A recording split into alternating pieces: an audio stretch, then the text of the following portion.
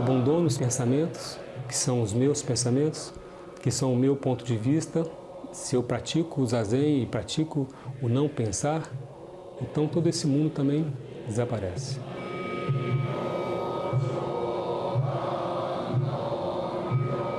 Nós praticamos juntos, né? Nós vivemos em sociedade, nós dependemos uns dos outros, né? Isso é notório, né? Mas a busca da iluminação ela é individual.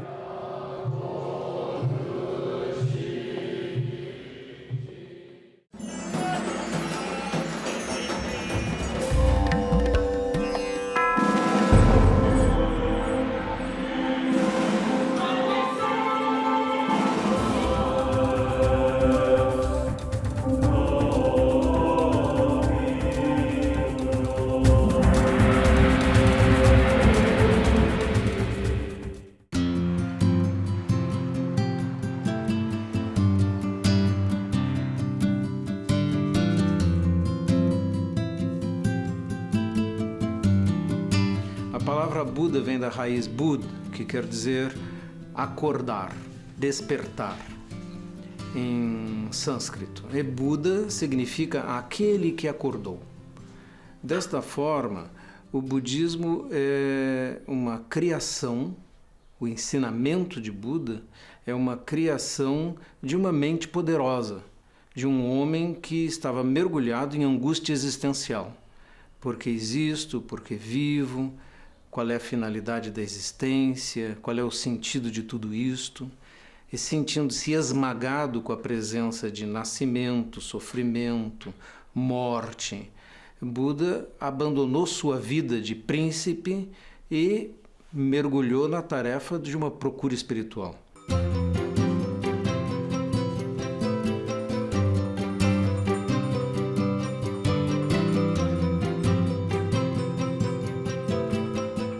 Buda foi um homem da classe Kshatriya, a classe que vem logo abaixo dos Brahmanes, a classe dos guerreiros. E eles detinham o poder, e ele particularmente era filho de um rei, de um pequeno principado do norte da Índia, atualmente Nepal.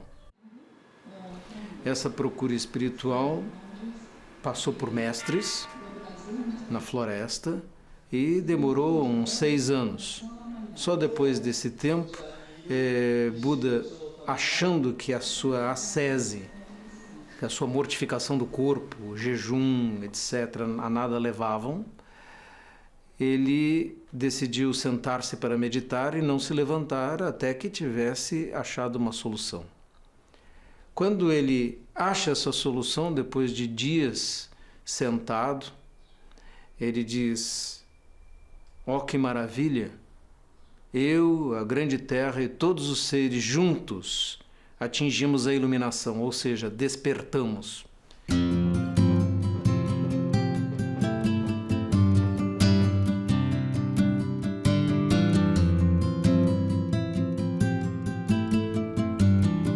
No budismo não existe um Deus, né? O budismo também não é ateu, não é teísta e também não é ateu, né? O budismo simplesmente não trabalha ou não lida com esse tipo de ideia ou de concepção de um ser superior ou de um ser que criou o mundo, né?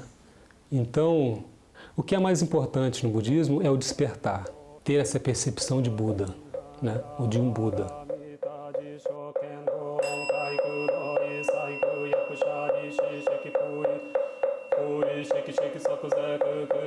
Teoricamente, todos nós, homens, estamos mergulhados em um sonho de ilusão.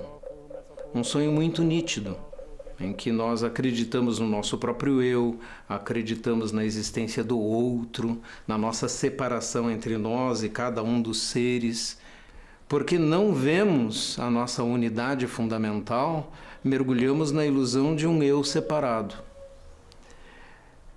Desesperados com a perspectiva de que esse eu separado vai inevitavelmente morrer, os homens criam religiões. E as religiões são as respostas para isso com alguma promessa. O Zen budismo é a destruição das ilusões e, portanto, também a destruição das crenças e de todas essas perspectivas. Ele se volta para a questão fundamental de Buda: acordar da ilusão de um eu separado.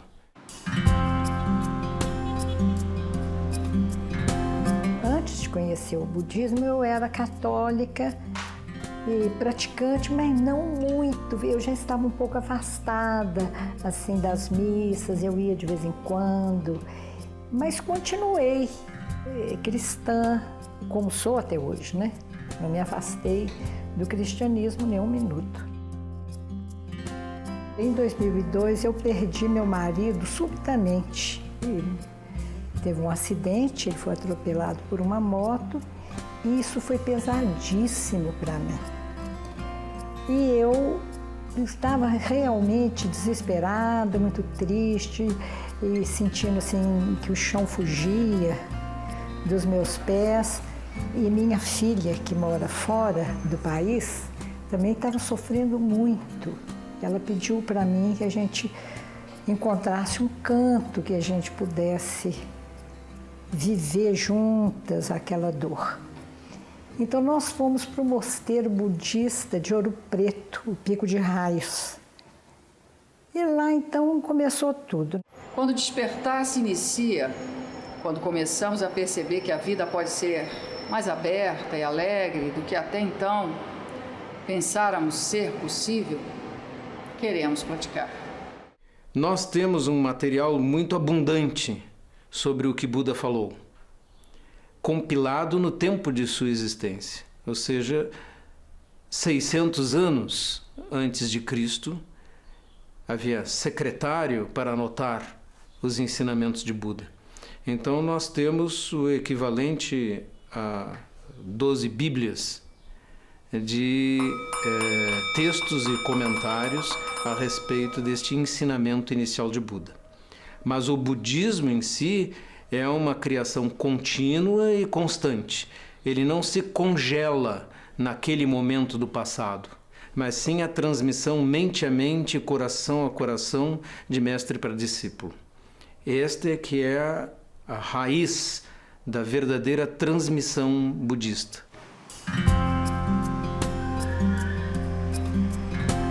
Eu já tinha prática religiosa costumeira da minha família, né? Minha família é toda católica, fui batizado, mas eu nunca... O catolicismo, o cristianismo nunca foi um caminho que eu escolhi seguir, né? Ele foi me dado e eu fui seguindo até um determinado momento onde eu comecei a ter a autonomia de pensar por conta própria e começar a buscar outros caminhos. Eu descobri o budismo há mais ou menos uns 11 ou 12 anos atrás. Uma ex-namorada minha, que é atriz, um dia a gente estava na casa dela, ela falou: eu tô precisando meditar, tô precisando voltar a meditar. Eu vou lá no centro do Napo. Eu, onde? Eu falei: não, vamos comigo, você vai gostar. E vim com ela pra cá, pra meditar. E no começo era muito distante, e pra mim era tudo meio embaralhado com yoga, e essas coisas era tudo meio muito misturado na minha cabeça. Achei muito curioso, mas foi uma coisa que eu tomei conhecimento e passou, não foi uma coisa que eu me agarrei e comecei a praticar, não. Durante um bom tempo eu me preocupei, eu comecei a me preocupar com o meu corpo, com a minha saúde, com o meu bem-estar físico, e comecei a cuidar disso. Mas aí chega num determinado momento, parece que só isso não resolve.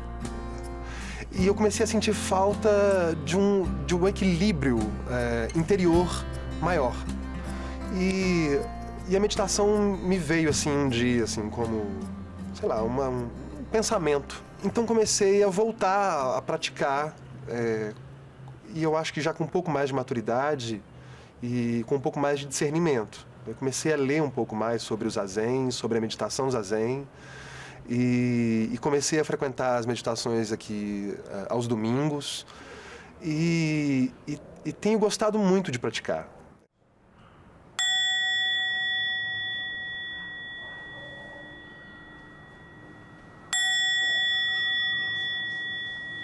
Quando se pergunta sobre as formas de prática existentes no budismo, nós teríamos um cabedal de escolas imenso, porque nesses 2.600 anos de história, o budismo foi tendo desenvolvimentos e não teve extermínios de hereges ou coisas assim. Mas, em grandes linhas, o budismo se dividiu em escolas mais voltadas ao texto, que estudam os textos e tentam conservar a sua prática primitiva, com monges mendicantes, e isso é predominante no sul da Ásia. Nós tivemos uma grande evolução chamada budismo Mahayana, que se estabeleceu na China, Tibete, Japão, Mongólia e é predominante no Ocidente, que é esse budismo voltado para o leigo e que acredita numa prática para a iluminação e que todos os homens podem despertar de suas ilusões. E temos também um grande grupo de escolas com práticas devocionais, que não praticam mais meditação, mas repetem mantras, esperando produzir internamente uma modificação tal que os leve a renascer em uma terra pura, aonde seja mais fácil praticar, porque neste mundo é muito difícil.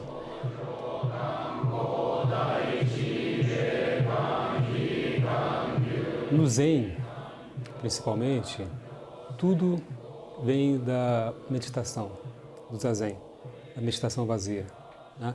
A meditação vazia é o cerne do Zen budismo, e a partir da meditação e da percepção direta da realidade que a gente acaba encontrando através da prática da meditação vazia, todo o resto aparece.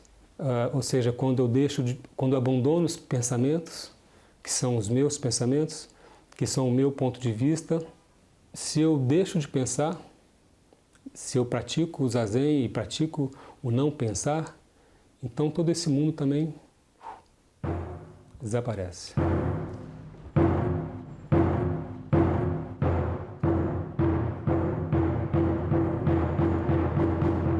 A prática do Zen é a prática do cotidiano. Em outras palavras, o que o Zen propõe é: se você estiver caminhando, apenas caminhe. Se você estiver comendo, apenas coma. Se você estiver pensando, por exemplo, nos problemas, apenas pense nos problemas. Acabou de pensar nos problemas? Deixa isso lá e vai fazer alguma outra coisa. Passa para a sua próxima atividade, né, no dia a dia. Isso quer dizer o seguinte: esteja inteiro em cada coisa que você faz.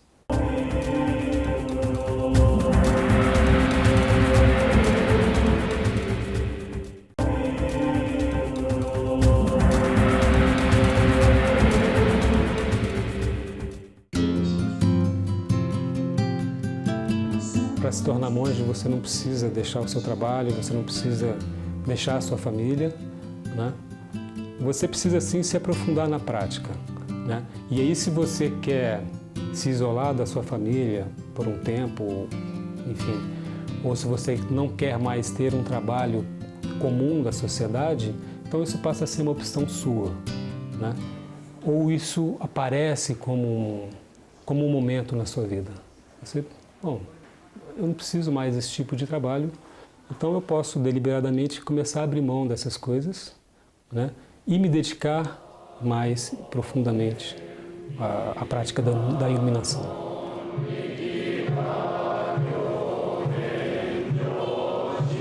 Existem dois papéis possíveis para o monge. Ele pode propor-se a praticar para si mesmo e se aperfeiçoar. Há muitas histórias de monges que, depois de atingir um esclarecimento, permanecem treinando mais 20 anos até admitir alunos, discípulos. Existem também muitas histórias de monges que não conseguiram formar nenhum discípulo, porque para transmitir o despertar para um discípulo, isso também não é fácil. Então, ter um aluno desperto é uma grande realização para um monge, porque sua linhagem poderá continuar. No budismo, faz parte integrante da prática o mestre. O Dharma, ou a experiência budista, ela é transmitida de monge para monge, né? De mestre para discípulo, né? Desde os tempos de Buda Shakyamuni. Né? Então é uma linha que não foi interrompida até os dias de hoje. Então nessa relação com o mestre, primeiro eu fiz o rakusu, aquela miniatura do manto, que o mestre pegou, escreveu algumas coisas, o mestre me deu um nome especial que foi pensado para mim. E eu continuo na prática, e aí se eu decido me tornar monge, eu comunico ao mestre, e aí se você vai logo ser monge ou não, isso vai depender dessa relação que você tem com o mestre, né? E aí eu começo a costurar o manto, né? O kessa, que é um manto maior, né? O rakusu é uma miniatura desse manto aqui, né? Que é o manto de Buda, né? Eu começo a costurar, eu já posso raspar a cabeça se quiser, ou posso deixar para raspar a cabeça no dia da cerimônia, né? De ordenação, do Kudo. E aí tem uma cerimônia onde é feita a ordenação, né? Todo karma prejudicial alguma vez criado por mim, Todo karma prejudicial alguma vez criado por mim, devido à raiva, ganância e ignorância, devido à raiva, ganância e ignorância, nascido de meu corpo, boca e mente, nascido de meu corpo, boca e mente, eu agora de tudo me arrependo. eu agora de tudo me arrependo. Os monges que escrevem livros acreditam que realmente a nossa conduta determina a nossa vida aqui e, portanto, a nossa vida além túmulo. Mas não são dogmas, são sugestões. E é uma coisa interessante, não há pecado, há ignorância. Se a pessoa fere um outro irmão, ele se machuca muito mais. Então não é aquela história de machucar, pedir perdão a Deus e tudo bem. Não, ele machucou, ele vai pedir perdão ao irmão que ele machucou. Porque só quem pode perdoar é quem foi ferido. Então isso eu acho que muda fundamentalmente. Nós mesmos é que construímos o nosso inferno, vamos dizer assim, e nosso paraíso.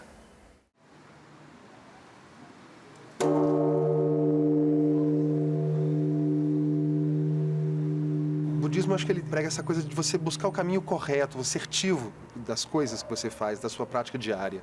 Eu tenho tentado muito levar o meu pensamento para esse caminho. O budismo não é uma coisa que diz para você assim, não faça isso, não faça aquilo, faça isso, faça aquilo. Todas as questões a gente vai descobrindo na gente mesmo. Então, a forma de se alimentar, com o que se alimentar, por exemplo, eu ainda sou carnívoro. E acho que ainda vou demorar um tempo até deixar de comer carne. Mas esse pensamento de deixar de comer carne já é uma coisa que habita o meu pensamento. Não porque eu esteja me tornando budista, ou não porque o budismo apregou respeito à vida, etc. Mas porque eu tenho percebido cada vez mais o que é bom para mim e o que não é, o que é de fato importante e o que não é.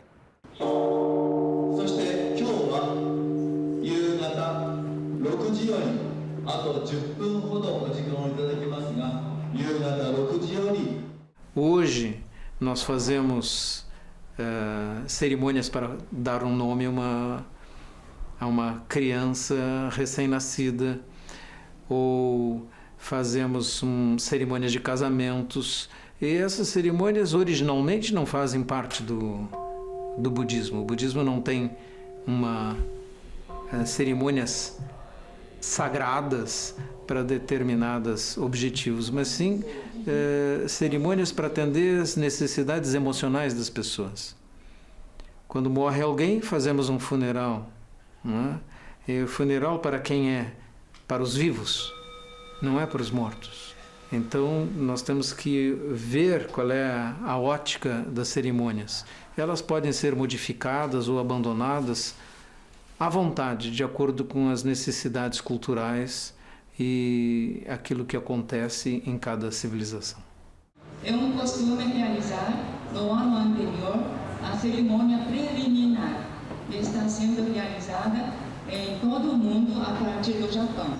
Mulheres podem praticar mais profundamente como monjas o budismo, né? Existem menos mosteiros, parece que no Japão hoje existem apenas 2 mosteiros, mas existem monjas, sim, existem monjas que são líderes de templos lá e de mosteiros também. Raspam a cabeça, né? E o processo é muito semelhante.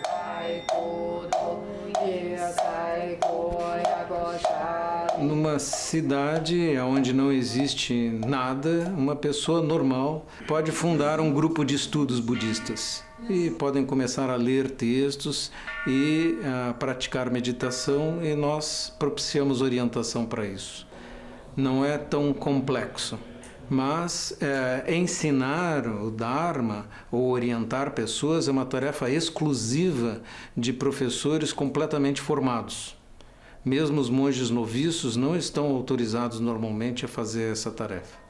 Esses grupos de estudo podem progredir para serem centros do Dharma, com líderes já treinados, ou mesmo comunidades com um monge encarregado. E pode vir a ser um templo um dia. E existe, separadamente disso, uma estrutura chamada monastério. São os lugares de formação dos monges. Esses monastérios têm um processo de treinamento muito estrito e muito severo, difícil de suportar.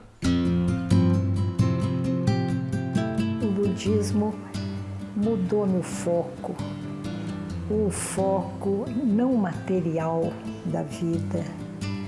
A generosidade passa a fazer parte da nossa vida. A gente sente necessidade de ser generosa e menos necessidade de gastar e de mostrar status, de usar coisas que determinam que a gente está, vamos dizer, bem de vida, né?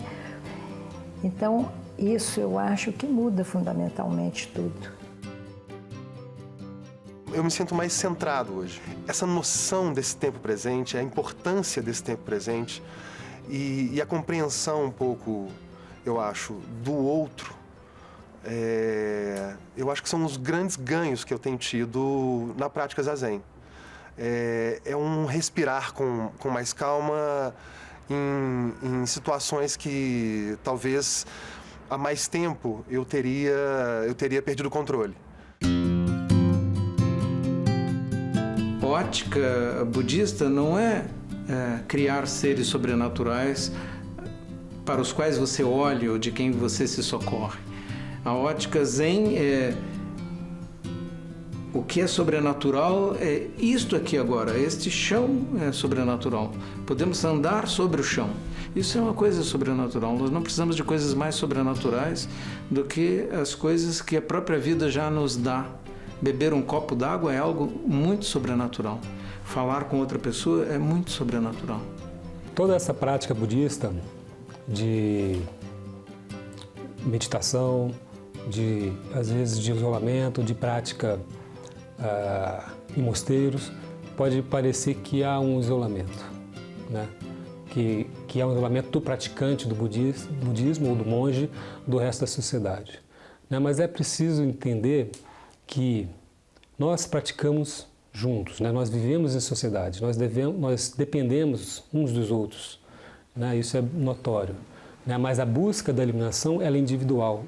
Então, alguém que se torna um mestre, alguém que aprofundou na prática budista, naturalmente, isso que ele aprendeu, isso que ele encontrou, essa liberação que ele encontrou, é transmitida para as outras pessoas de forma muito natural, dentro da sociedade.